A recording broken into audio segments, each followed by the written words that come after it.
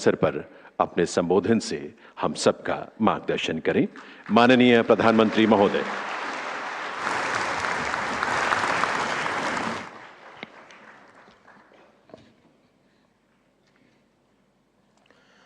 नमो बुद्धाय। संस्कृति मंत्री श्रीमान गजेंद्र सिंह शेखावत जी, minority affairs minister Shri Kiran Rijiju जी, भंते भदंत राहुल बोधी महाथेरो जी, वेनरेबल चांगचुप छौदेन जी, महासंघ के सभी गणमान्य सदस्य, एक्सेलेंसीज, डिप्लोमेटिक कम्युनिटी के सदस्य, बुद्धिस्ट स्कॉलर्स, धम्म के अनुयायी, देवी और सज्जनों, आज एक बार फिर मुझे अंतर्राष्ट्रीय अभिधम्म दिवस के कार्यक्रम में शामिल होने का सौभाग्य मिला है। अभिधम्म दिवस हमें याद दिलाता है कि करुणा और सद्भावना से ही हम दुनिया को और बेहतर बना सकते हैं। इससे पहले 2021 में कुशीनगर में ऐसा ही आयोजन हुआ था। वहां उस आयोजन में भी मुझे शामिल होने का सौभाग्य मिला था और ये मेरा सौभाग्य है कि भगवान बुद्ध के साथ जुड़ाव की जो यात्रा मेरे जन्म के साथ ही शुरू हुई है, वो अनवरत जारी है। मेरा जन्म गुजरात के उस वडनगर में हुआ जो एक समय बौद्ध धर्म का महान केंद्र हुआ करता था। उन्हीं प्रेरणाओं को जीते जीते मुझे बुद्ध के धम्म और शिक्षाओं के प्रसार के इतने सारे अनुभव मिल रहे हैं। पिछले 10 वर्षों में भारत के ऐतिहासिक बौद्ध तीर्थ स्थानों से लेकर दुनिया के अलग अलग देशों तक, नेपाल में भगवान बुद्ध की जन्मस्थली के दर्शन, मंगोलिया में उनकी प्रतिमा के अनावरण से लेकर श्रीलंका में वैशाख समारोह तक मुझे कितने ही पवित्र आयोजनों में शामिल होने का अवसर मिला है। मैं मानता हूं संघ और साधकों का ये संग, ये भगवान बुद्ध की कृपा का ही परिणाम है। मैं आज अभिधम्म दिवस के इस अवसर पर भी आप सभी को और भगवान बुद्ध के सभी अनुयायियों को अनेक अनेक शुभकामनाएं देता हूं। आज शरद पूर्णिमा का पवित्र पर्व भी है। आज ही भारतीय चेतना के महान ऋषि वाल्मीकि जी की जन्म जयंती भी है। मैं समस्त देशवासियों को शरद पूर्णिमा और वाल्मीकि जयंती की भी बधाई देता हूं। आदरणीय साथियों, इस वर्ष अभिधम्म दिवस के आयोजन के एक साथ एक ऐतिहासिक उपलब्धि भी जुड़ी है। भगवान बुद्ध के अभिधम, उनकी वाणी, उनकी शिक्षाएं जिस पाली भाषा में ये विरासत विश्व को मिली है, इसी महीने भारत सरकार ने उसे क्लासिकल लैंग्वेज, शास्त्रीय भाषा का दर्जा दिया है। और इसलिए आज ये अवसर और भी खास हो जाता है। पाली भाषा को क्लासिकल लैंग्वेज का ये दर्जा, शास्त्रीय भाषा का ये दर्जा, पाली भाषा का ये सम्मान भगवान बुद्ध की महान विरासत का सम्मान है। आप सभी जानते हैं, अभिधम्म धम्म के निहित है। धम्म को, उसके मूल भाव को समझने के लिए पाली भाषा का ज्ञान आवश्यक है। धम्म यानी बुद्ध के संदेश, बुद्ध के सिद्धांत। धम्म यानी मानव के अस्तित्व से जुड़े सवालों का समाधान। धम्म यानी मानव मात्र के लिए शांति का मार्ग। धम्म यानी बुद्ध की सर्वकालिक शिक्षाएं, और धम्म यानी समूची मानवता के कल्याण का अटल आश्वासन। पूरा विश्व भगवान बुद्ध के धम्म से प्रकाश लेता रहा है। लेकिन साथियों, दुर्भाग्य से पाली जैसी प्राचीन भाषा, जिसमें भगवान बुद्ध की मूल वाणी है, वो आज सामान्य प्रयोग में नहीं है। भाषा केवल संवाद का माध्यम भर नहीं होती। भाषा सभ्यता और संस्कृति की आत्मा होती है। हर भाषा से उसके मूल भाव जुड़े होते हैं।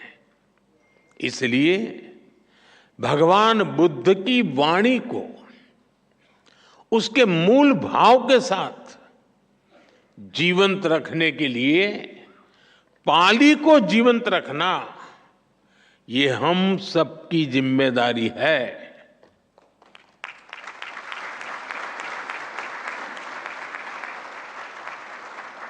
मुझे खुशी है कि हमारी सरकार ने बड़ी नम्रतापूर्वक ये जिम्मेदारी निभाई है। भगवान बुद्ध के करोड़ों अनुयायियों को, उनकी लाखों भिक्षुकों की अपेक्षा को पूरा करने का हमारा नम्र प्रयास है। मैं इस महत्वपूर्ण निर्णय के लिए भी आप सबको बहुत बहुत बधाई देता हूं।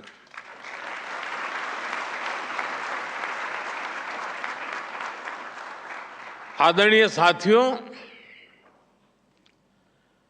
भाषा, साहित्य, कला, अध्यात्म, किसी भी राष्ट्र की ये धरोहरें उसके अस्तित्व को परिभाषित करती हैं। इसलिए आप देखिए, दुनिया के किसी भी देश में कहीं कुछ 100 साल पुरानी चीज मिल भी जाती है तो उसे पूरी दुनिया के सामने गर्व से प्रस्तुत करता है। हर राष्ट्र अपनी हेरिटेज को अपनी पहचान के साथ जोड़ता है। लेकिन दुर्भाग्य से भारत इस दिशा में काफी पीछे छूट गया था। आजादी के पहले भारत की पहचान मिटाने में लगे आक्रमणकारी और आजादी के बाद गुलामी की मानसिकता के शिकार लोग भारत में एक ऐसे इकोसिस्टम का कब्जा हो गया था जिसने हमें उल्टी दिशा में धकेलने के लिए काम किया। जो बुद्ध भारत की आत्मा में बसे हैं, आजादी के समय बुद्ध के जिन प्रतीकों को भारत के प्रतीक चिन्हों के तौर पर अंगीकार किया गया, बाद के दशकों में उन्हीं बुद्ध को भूलते चले गए। पाली भाषा को सही स्थान मिलने में 7 दशक ऐसे ही नहीं लगे। लेकिन साथियों, देश अब उस हीन भावना से मुक्त होकर आत्मसम्मान, आत्मविश्वास, आत्मगौरव के साथ आगे बढ़ रहा है।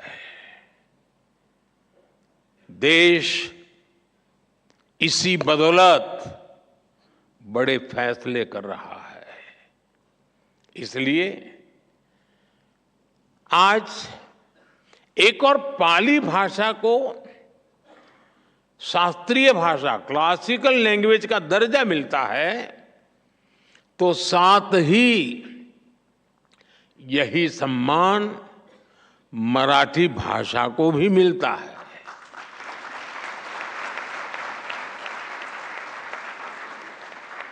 और देखिए कितना बड़ा सुभग संयोग है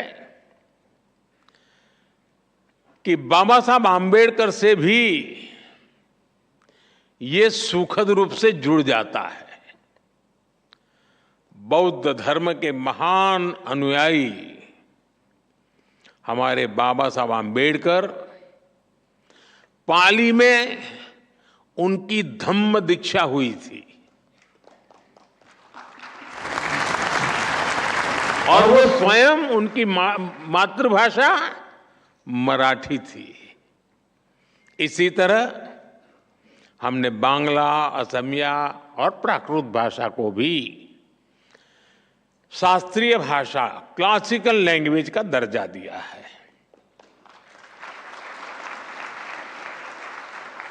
साथियों, भारत की ये भाषाएं ही हमारी विविधता को पोषित करती है।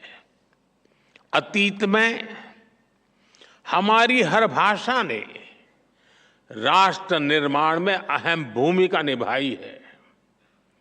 आज देश ने जो नई राष्ट्रीय शिक्षा नीति अपनाई है, वो भी इन भाषाओं के संरक्षण का माध्यम बन रही है।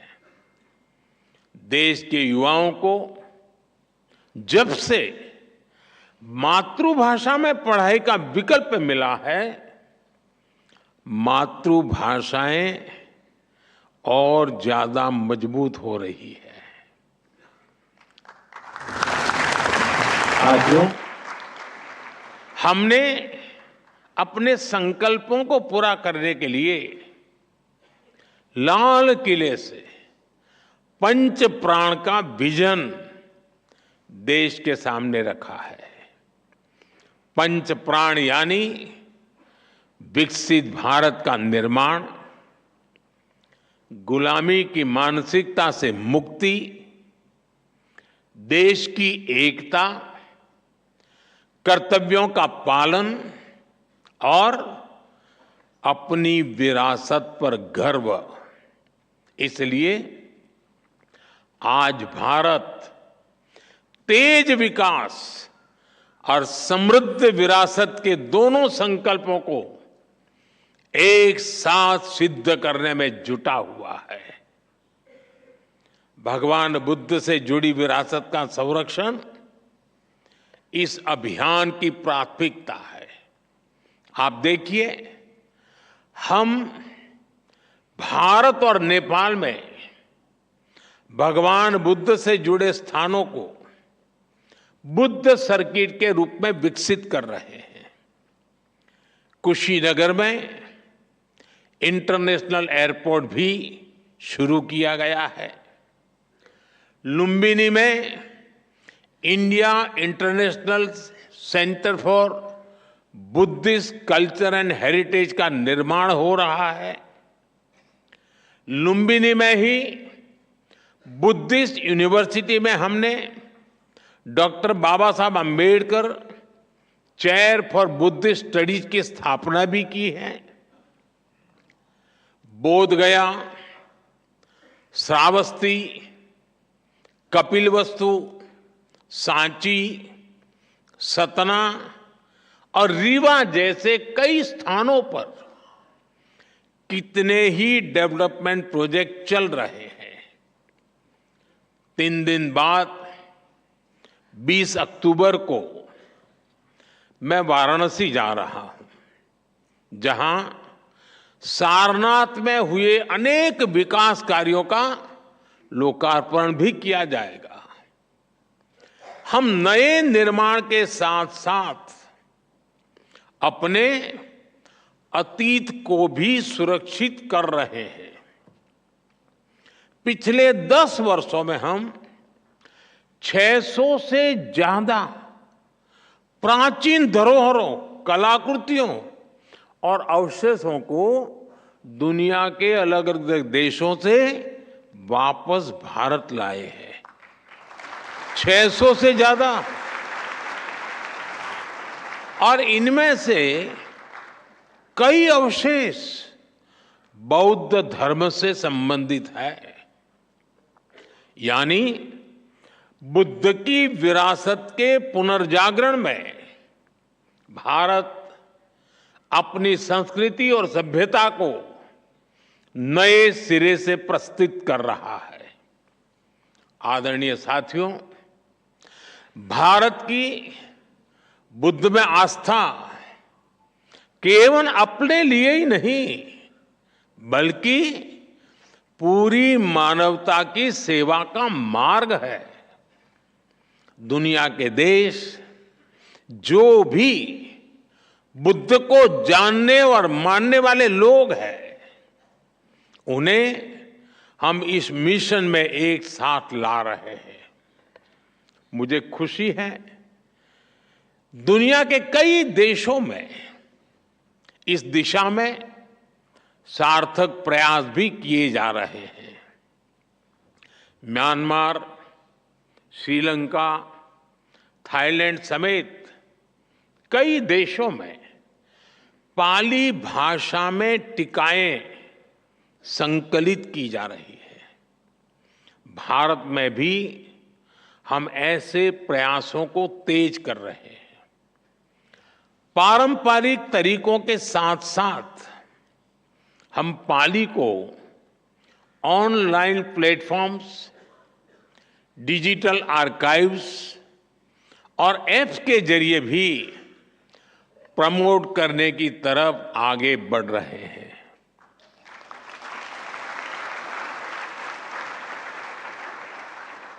भगवान बुद्ध को लेकर मैंने पहले भी कहा है, बुद्ध बोध भी है और बुद्ध शोध भी है। इसलिए हम भगवान बुद्ध को जानने के लिए आंतरिक और एकेडमिक दोनों तरह की रिसर्च पर जोर दे रहे हैं। और मुझे खुशी है कि इसमें हमारे संघ, हमारे बौद्ध संस्थान, हमारे भिक्षुगण इस दिशा में युवाओं का मार्गदर्शन कर रहे हैं। आदरणीय साथियों, 21वीं सदी का ये समय आज विश्व की जियो पॉलिटिकल परिस्थिति आज एक बार फिर विश्व कई अस्थिरताओं और आशंकाओं से घिरा है। ऐसे में बुद्ध न केवल प्रासंगिक है बल्कि अपरिहार्य भी बन चुके हैं।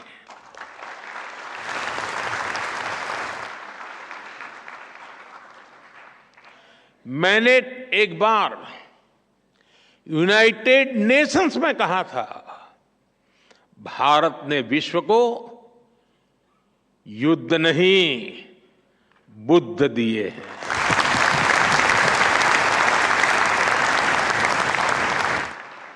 और आज मैं बड़े विश्वास से कहता हूं, पूरे विश्व को युद्ध में नहीं बुद्ध में ही समाधान मिलेंगे।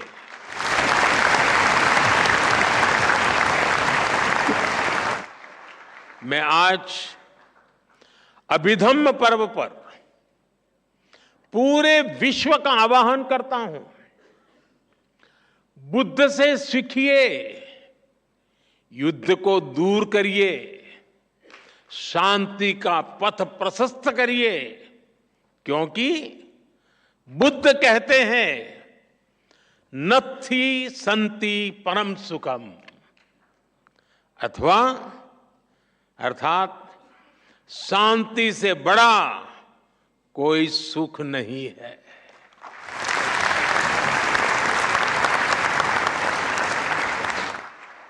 भगवान बुद्ध कहते हैं नहीं वैरेन वैरानी सम्मन्ति कुदाचनम अवैरेन च सम्मन्ति एस धम्मो सनंततो।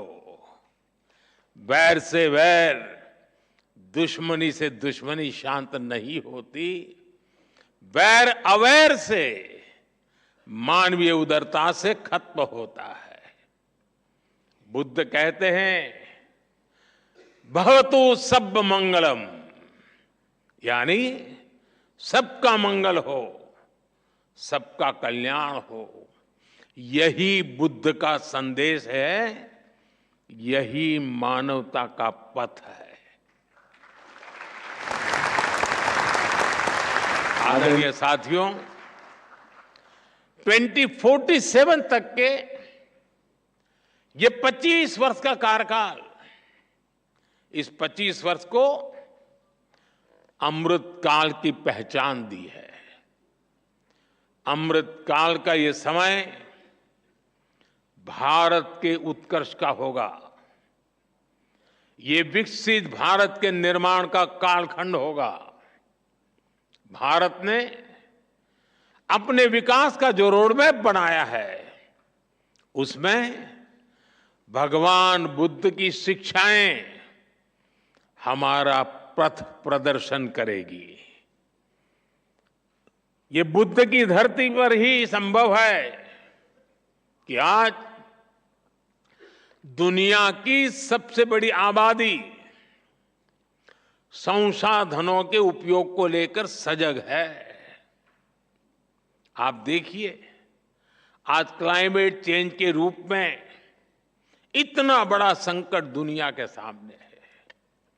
भारत इन चुनौतियों के लिए न केवल खुद समाधान तलाश रहा है, बल्कि उन्हें विश्व के साथ साझा भी कर रहा है। हमने दुनिया के कई देशों को साथ जोड़कर मिशन लाइफ शुरू किया है। भगवान बुद्ध कहते थे अत्तानमेव पठमन पति रूपे निवेशये, अर्थात हमें किसी भी अच्छाई की शुरुआत स्वयं से करनी चाहिए। बुद्ध की यही शिक्षा मिशन लाइफ के केंद्र में है, यानी सस्टेनेबल फ्यूचर का रास्ता हर व्यक्ति की सस्टेनेबल लाइफस्टाइल से निकलेगा। भारत ने जब दुनिया को इंटरनेशनल सोलर अलायंस जैसा मंच दिया।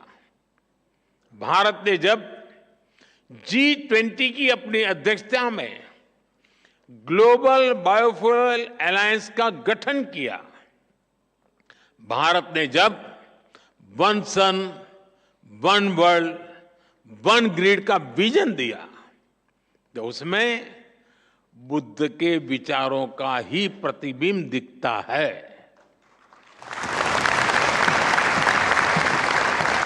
हमारा हर प्रयास दुनिया के लिए सस्टेनेबल फ्यूचर को सुनिश्चित कर रहा है। India, middle east, Europe economic corridor हो, हमारा ग्रीन हाइड्रोजन मिशन हो, भारतीय रेलवे को 2030 तक नेट जीरो करने का लक्ष्य हो, पेट्रोल में इथेनॉल ब्लेंडिंग को बढ़ाकर 20% तक करना हो, ऐसे कई तरीकों से हम इस धरती की रक्षा का अपना मजबूत इरादा दिखा रहे हैं, जता रहे हैं। साथियों, हमारी सरकार के कितने ही निर्णय बुद्ध, धम्म और संघ से प्रेरित रहे हैं। आज दुनिया में जहां भी संकट की स्थिति होती है, वहां भारत फर्स्ट रिस्पॉन्डर के रूप में मौजूद रहता है।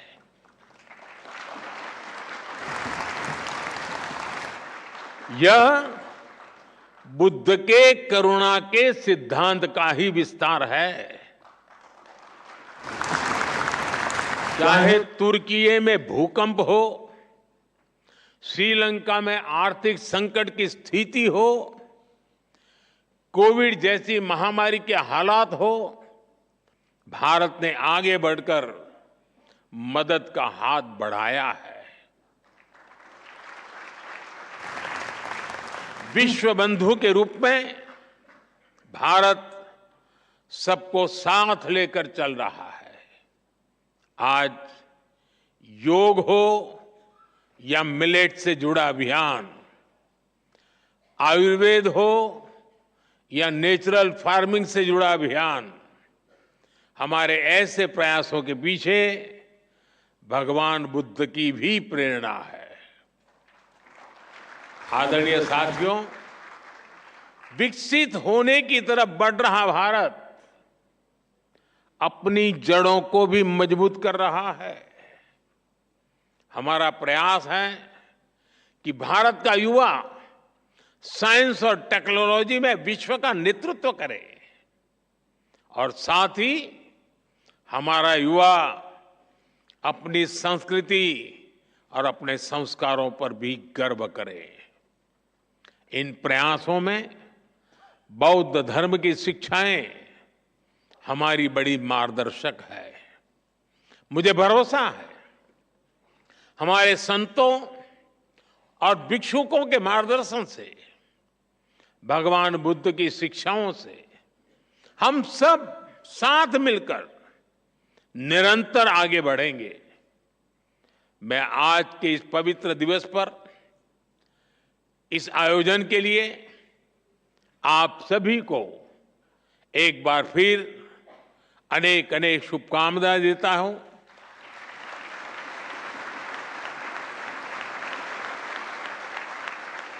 और पाली भाषा शास्त्रीय भाषा बनने के गौरव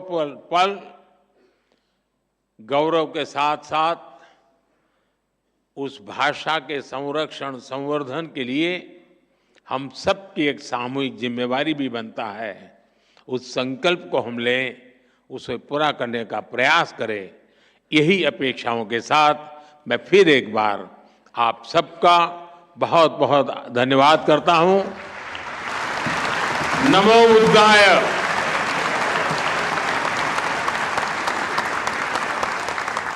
बहुत बहुत आभार माननीय प्रधानमंत्री श्री नरेंद्र मोदी जी का।